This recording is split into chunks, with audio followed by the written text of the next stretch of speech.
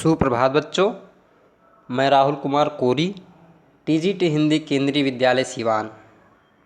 बच्चों, आज हम कक्षा 9वीं की हिंदी की पाठ्य पुस्तक क्षितिज भाग 1 में श्री हरिशंकर परसाई जी के द्वारा लिखित निबंध प्रेमचंद्र के फटे जूते का अध्ययन करेंगे।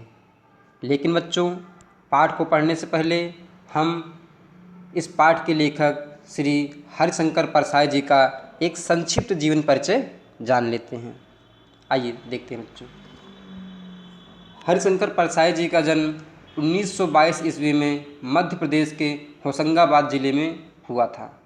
इन्होंने नागपुर विश्वविद्यालय से एमए की परीक्षा उत्तीर्ण की और 1947 से ये स्वतंत्र रूप से लेखन कार्य करने लगे। इन्होंने बच्चों वसुधा नाम की एक पत्रिका का संपादन भी किया। 1995 में इस महान साहित्यकार का निधन हो गया। बच्चों, इनकी प्रमुख कृतियों की बात करें तो हंसते हैं रोते हैं जैसे उनके दिन फिरे, रानी नागफनी की कहानी, तट की खोज, तब की बात और थी, भूत के पांव पीछे आदि प्रमुख इनकी रचनाएं हैं। बच्चों, इस पाठ में श्री हरिशंकर परसाई जी एक व्यंग्यात्मक निबंध शैली में प्रेमचंद जी के सादगी को केंद्र में रखते हुए समाज के ऐसे लोगों पर कटाक्ष कर रहे हैं जो कि दिखावे की संस्कृति में डूबकर मानवीय जीवन के मूल लक्ष्य को भूल गए हैं। आइए बच्चों, पाठ को पढ़ने से पहले हम इसके कुछ कठिन शब्दार्थ हैं उनको देख लेते हैं।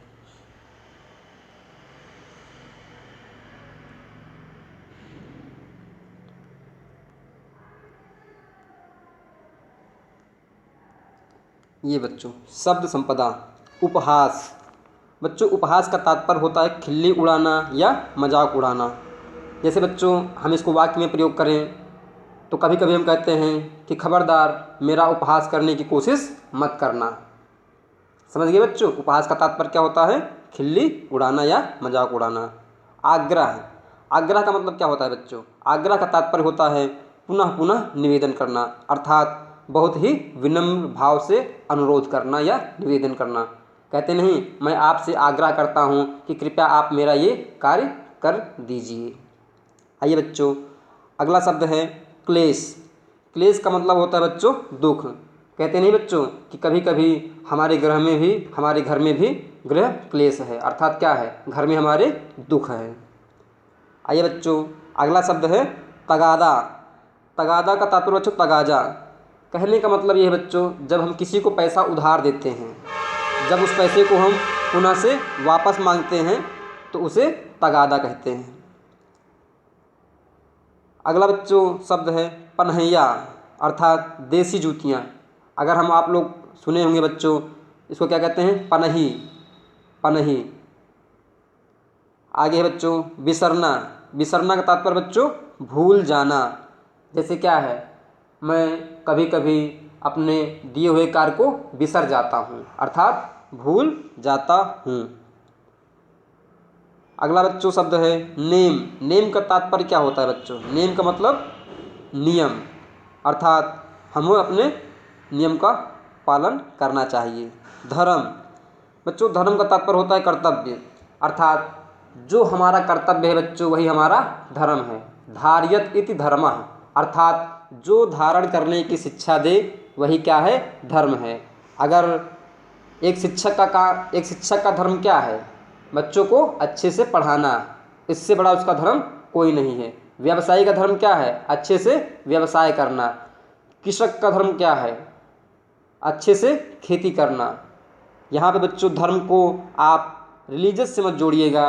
हिंदू, मुस्लिम, ईसाई, बौद्ध, जैन, ये धर्म अलग है बेटा, जबकि ये धर्म अलग है। धर्म का तात्पर्य क्या है बच्चों? यहाँ पे कर्तव्य। बच्चों अगला शब्द है बंद, फीता। जो बच्चों हम जूते पहनते हैं तो जूतों को बांधने के लिए उसमें फीते होते हैं, उसे क्या कहते हैं? बंद। अगला शब्द है बच्चों बेतरतीब, अर्थात अव्यवस्थित। जैसे कभी कभी हम पढ़ने लगते हैं तो हमारी पाठ्य पुस्तकें इधर उधर बेतरतीब तरीके से बिखरी पड़ी रहती हैं। अगला बच्चों शब्द है ठाठ। ठाठ का मतलब क्या है बच्चों? शान। अर्थात कहते नहीं वाह भाई आपके क्या ठाठ हैं, अर्थात आपकी शान तो क्या कहना। अगला बच्चों शब्द है बरकाकर, अर्थात बचकर या बचाकर। कहते नहीं बच्चों हम बरकाकर निकल जाते हैं, अर्थात क्या है इधर से छुप के निकल जाते हैं या बचाकर। चलिए बच्चों हम इस चैप्टर का अध्ययन करते हैं।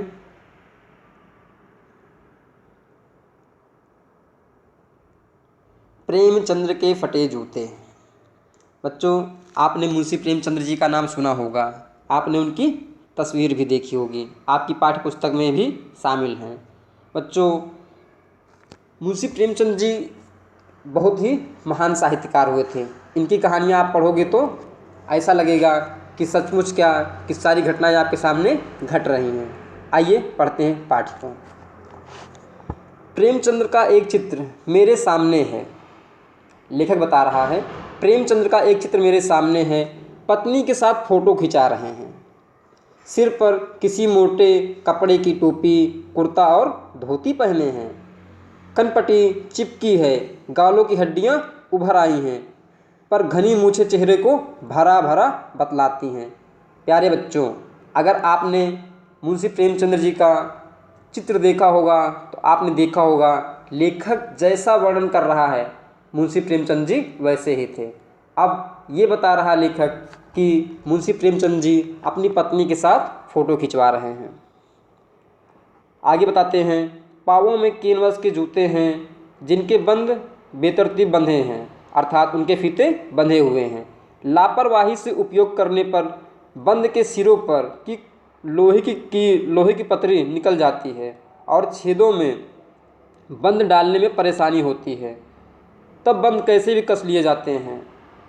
कहने का तात्पर्य है बच्चों आप लोगों ने जूते का फीता देखा होगा। जूते के फीते पे जो ऊपरी हिस्सा होता है वो थोड़ा प्लास्टिक या लोहे का बना होता है ताकि हम उसको जूते में अच्छे से डाल सकें या पिरो सकें। अब लेखक बता रहा है कि मुंशी प्रेमचंद जी की हालत इतनी ख़राब हो गई है कि उनके जो जूते हैं, उनके जूते के जो फीते हैं उसके आगे के जो लोहे हैं वो निकल चुके हैं। आगे बताता है लेखक दाहिने पांव का जूता ठीक है मगर बाएं जूते में बड़ा छेद हो गया है जिसमें से अंगुली बाहर निकल आई है। मेरी दृष्टि इस जूते पर अटक गई। सोचता हूँ फोटो खिंचाने की अगर यह पोशाक है तो पहनने की कैसी होगी। नहीं, इस आदमी की अलग अलग पोशाकें नहीं होंगी। इसमें पोशाक के बदलने का गुण नहीं है। यह जैसा है वैसा ही फोटो में खिंच जाता है।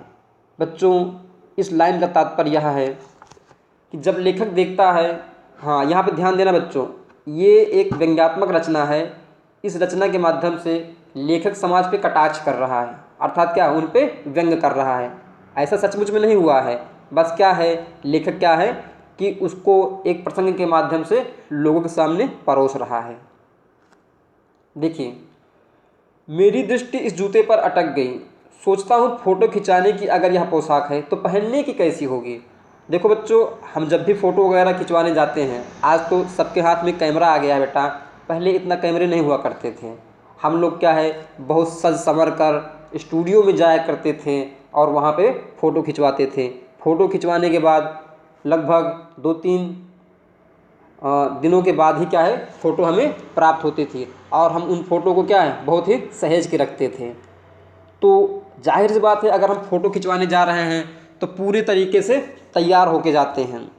भले हमारे पास क्या है हम दूसरे का ही कोट पैंट क्यों ना मांग के पहन लें, आखिर भाई फ़ोटो खिंचवाने जा रहे हैं, दूसरे का पहन के जाएंगे, पहन के खिंचा लेंगे, उसके बाद दूसरे को वापस कर देंगे।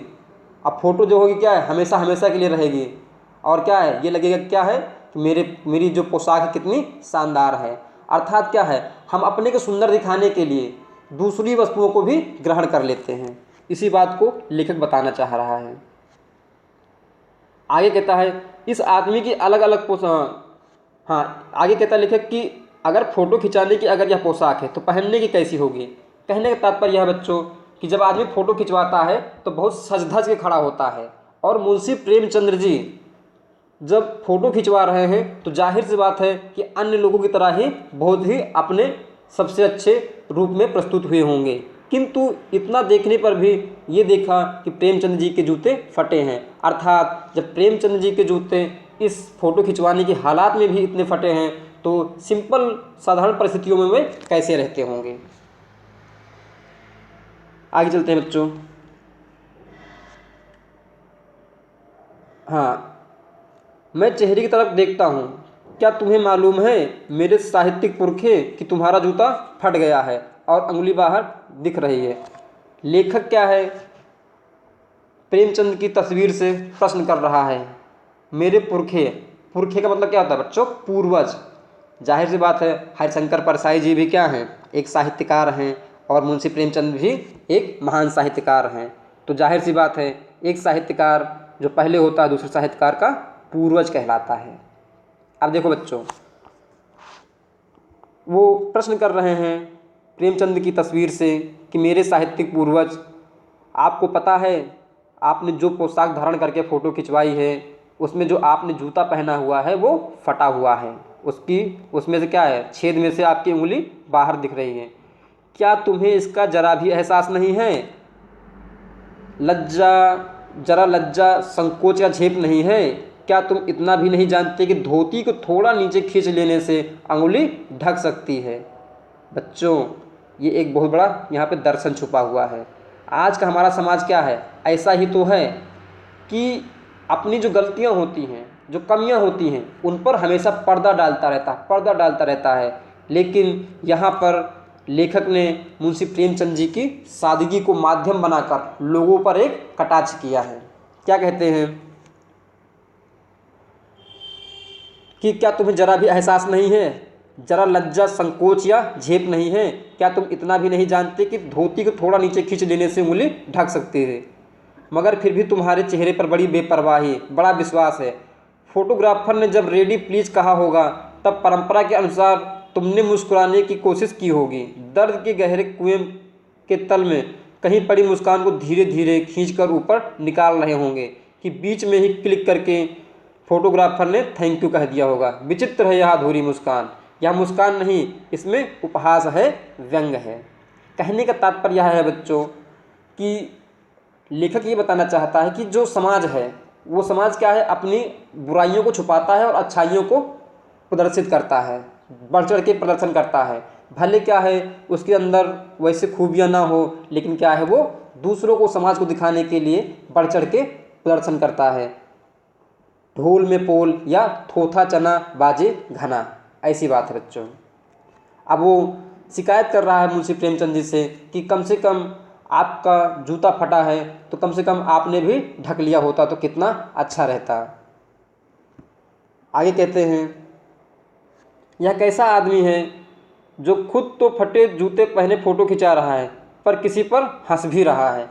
अब देखिए बच्चों, जब फोटोग्राफर ने मुंशी प्रेमचंद जी से कहा होगा कि कृपया मुस्कुराइए, रेडी प्लीज़, तो क्या होता है जब भी हम बच्चों फ़ोटो खिंचवाते हैं थोड़ा सा मुस्कुराते हैं ताकि हमारे चेहरे पर रौनक आ जाए।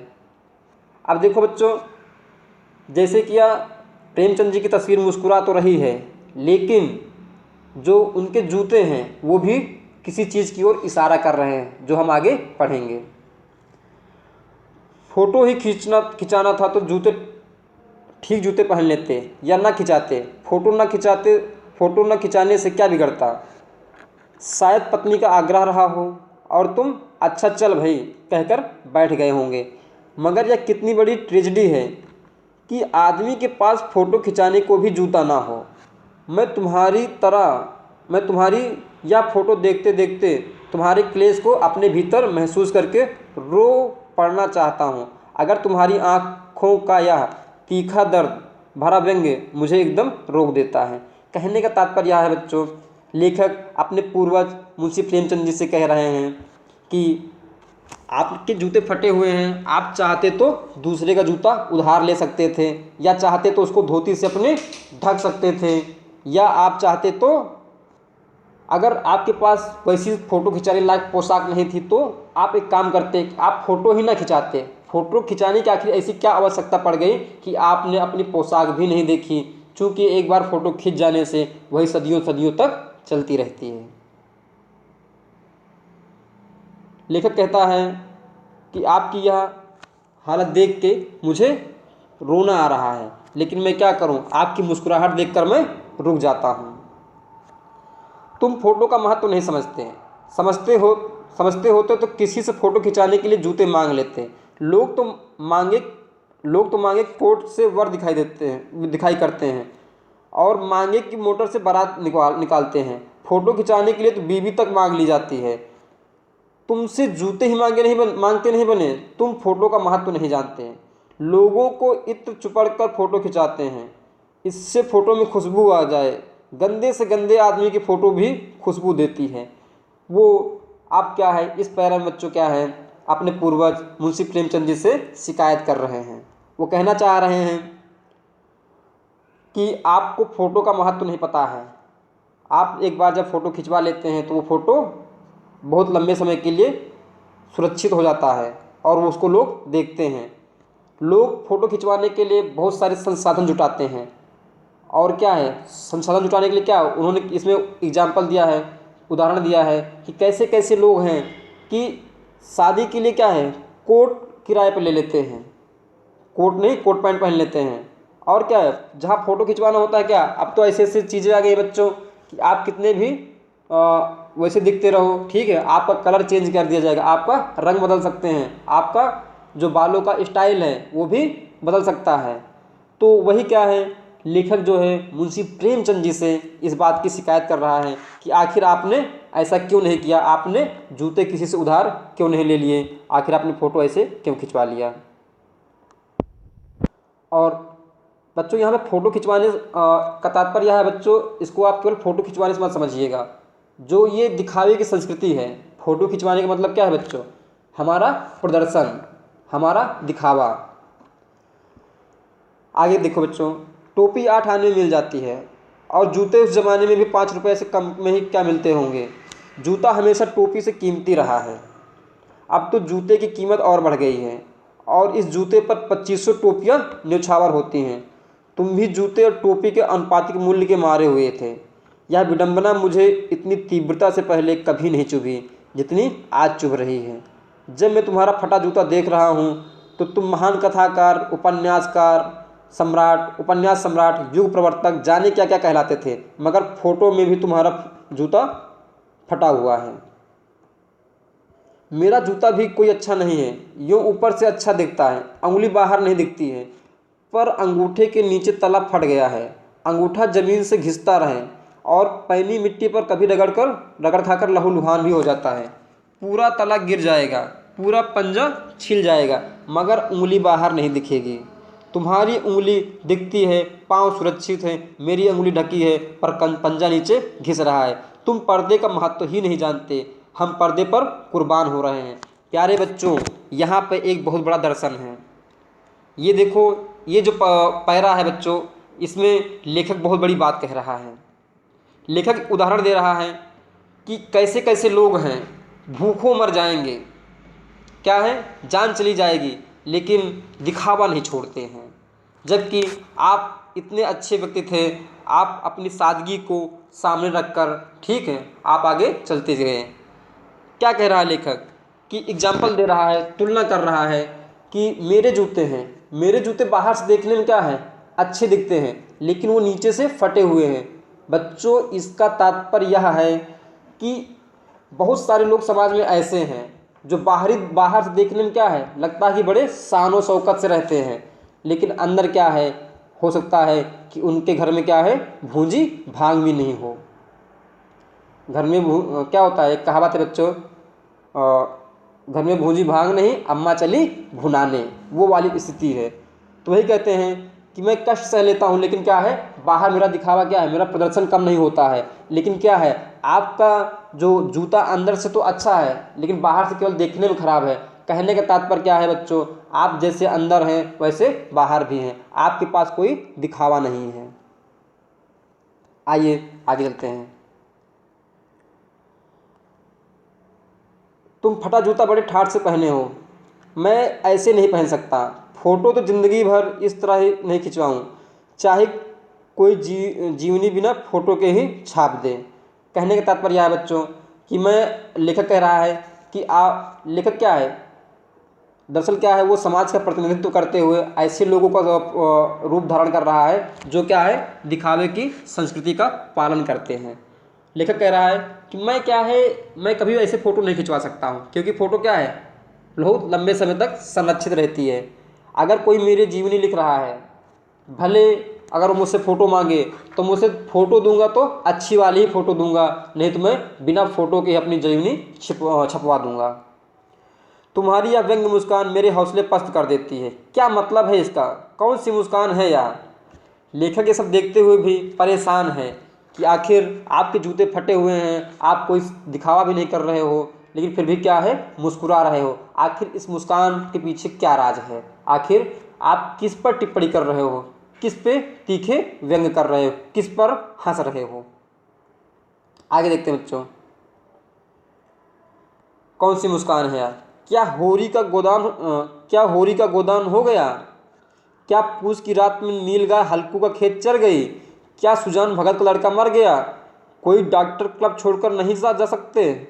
बच्चों, ये प्रेमचंद की कहानियों का यहाँ पे वर्णन कर रहे हैं। बच्चों, गोदान कहानी जो है बच्चों, उसमें क्या है कि लेखक क्या है, ये बताता है कि ये कहानी बच्चों ऐसे समाज को आईना दिखाती है जो क्या है, जीवन भर क्या है, गरीबी में जिएंगे, लेकिन अपनी मृत्यु में बहुत सारा खर्चा करते हैं। अगर जो अपनी मृत्यु के समय वो जितना खर्च करते हैं, अगर उतना ही वे अगर अपने जीवन काल में लगा दें तो उनके जीवन क्या हो, सुंदर हो जाए।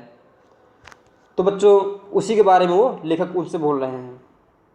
नहीं, मुझे लगता है माधव औरत के कफन के चंदे की शराब पी गया, वही मुस्कान मालूम होती है। आखिर कहने का तात्पर्य है बच्चों, लेखक बार बार मुंशी प्रेमचंद जी से उनकी मुस्कान का राज पूछ रहा है कि आखिर आप मुस्कुरा क्यों रहे हैं, और विभिन्न विकल्प देकर वो मुंशी प्रेमचंद जी से पूछ रहे हैं कि आखिर आपकी मुस्कान के पीछे कारण क्या है।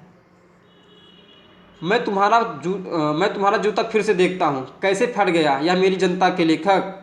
क्या बहुत चक्कर काटते रहे? क्या बनिए के तगादे के बचने के लिए मील 2 मील का चक्कर लगाकर घर लौटते रहे? कहने का तात्पर्य है बच्चों कि अब लेखक क्या है, मुंशी प्रेमचंद से की तस्वीर से प्रश्न कर रहा है कि आखिर आपके जूते फट कैसे गए, और फटने के बहुत सारे वो कारण गिना रहे हैं कि क्या बनिए के तगादे से बचने के लिए मील 2 मील का चक्कर लगाकर घर लौटते रहे।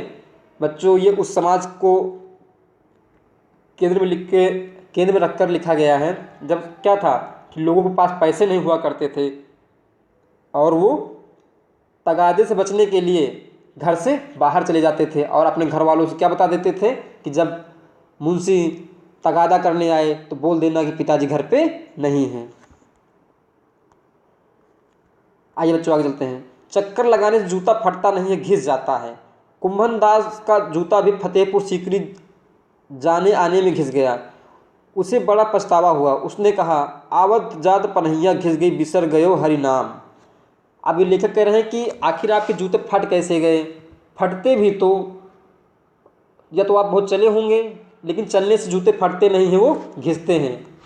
और उसके बाद वो एक लेखक का संदर्भ देते हैं कि कुंभन दास का जूता भी फतेहपुर सीकरी। बच्चों, फतेहपुर सीकरी ये उत्तर प्रदेश के आगरा नामक शहर के पास में ही है, जहाँ पर क्या है, मुग़ल बादशाह अकबर ने अपनी राजधानी बनाई थी। आवत जात पनहिया घिस गई, बिसर गयो हरि नाम।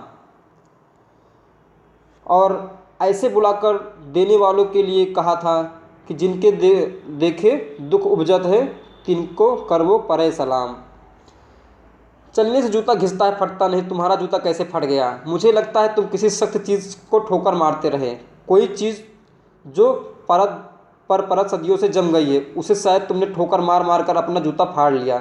कोई टीला जो रास्ते पर खड़ा हो गया हो, उस पर तुमने अपना जूता आजमाया।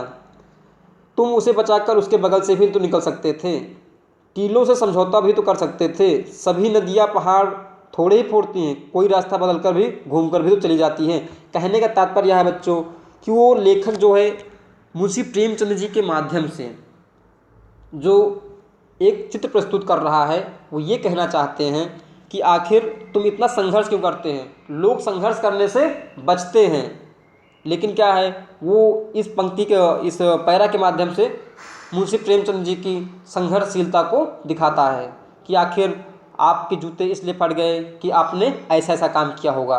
लोग तो ऐसा संघर्ष नहीं करते हैं, लोग तो क्या है, अपने कार्य से बच के निकल जाना चाहते हैं, लेकिन आप तो लगे रहे। आगे चलते हैं बच्चों। तुम समझौता नहीं कर सके, क्या तुम्हारी भी वही कमजोरी थी जो होरी को ले डूबी, वही नेम धर्म वाली कमजोरी। मैंने बताया ना बच्चों, जो धर्म होता है वो लोगों को क्या करता है, वो मानता है नहीं कि आप ऐसा करो तो आपको स्वर्ग की प्राप्ति होगी। बच्चों, स्वर्ग होता है कि नहीं होता है इसके बारे में तो हम कुछ नहीं कह सकते, लेकिन अगर हम वर्तमान में अपने समाज में ही अच्छी सी मानवता का पालन करें तो यही स्वर्ग से बेहतर होगा। आगे कहते हैं बच्चों कि वही नेम धर्म वाली कमजोरी, नेम धर्म उसकी भी जंजीर थी, मगर तुम जिस तरह मुस्कुरा रहे हो उससे लगता है शायद नेम धर्म तुम्हारा बंधन नहीं था, तुम्हारी मुक्ति थी। तुम्हारी यह पाँव की उंगली मुझे संकेत करती सी लग रही है। अब देखो बच्चों, यहाँ पे लेखक क्या कह रहा है, लोग क्या है, जब किसी की ओर इशारा करते हैं तो हाथ की तर्जनी दिखाते हैं, हाथ की अनामिका वाली उंगली दिखाते हैं, जबकि तुम क्या है, पैर की उंगली से इशारा कर रहे हो लोगों की ओर। जिसे तुम घृणित समझते हो उसकी तरफ हाथ भी नहीं, पाँव की उंगली से इशारा करते हो। इसका मतलब यही बच्चों कि जो आपका जूता फटा है, अब लेखक को उसका तात्पर्य समझ में आ रहा है। तुम क्या इसकी तरफ इशारा कर रहे हो जिसे ठोकर मार मारते तुमने जूता फाड़ लिया। मैं समझता हूँ कि तुम्हारी उंगली का इशारा भी समझता हूँ और यह व्यंग मुस्कान भी समझता हूँ। तुम मुझ पर या हम सभी पर हंस रहे हो, उन पर जो उंगली छिपाए हैं। बच्चों, यहाँ पर उंगली छिपाने का मतलब क्या है बच्चों, अपनी जो झूठी शान है उसको, जो वास्तविकता है वास्तविकता को छुपाना, और क्या है, बाह्य प्रदर्शन करना। तुम मुझ पर या हम सभी पर हंस रहे हो, उन पर जो उंगली छिपाए हैं, तलवा घिसाए चल रहे हैं, पर उन पर जो टीले को बरका कर बाजू से निकल रहे हैं। तुम कह रहे हो मैंने ठोकर मार मार कर जूता फाड़ लिया, उंगली बाहर निकल आई पर पाँव बच रहा है और मैं चलता रहा, मगर तुम्हारी उंगली को ढांकने की चिंता में तलवों का नाश करते रहो। तुम चलोगे कैसे, मैं समझता हूँ, मैं तुम्हारे फटे जूते की बात समझता हूँ, उंगली का इशारा समझता हूँ, तुम्हारी व्यंग मुस्कान समझता हूँ। कहने का तात्पर्य है बच्चों, अब लेखक को समझ में आ गया कि आखिर मुंशी प्रेमचंद जी फटे हुए जूते पहनकर जो तस्वीर खिंचाए हुए हैं फिर भी मुस्कुरा रहे हैं, उस मुस्कुराहट के पीछे क्या राज है। तो वो उस समाज के ऊपर हंस रहे हैं, उस समाज के ऊपर टिप्पणी कर रहे हैं जो लोग बाहरी दिखावा के कारण अपनी आत्मीयता, अपनी मानवता को भूल चुके हैं। तो ये रहा बच्चों पाठ। इसमें से किसी को कोई समस्या हो तो पूछ लीजिएगा। ओके, धन्यवाद, नमस्कार बेटा।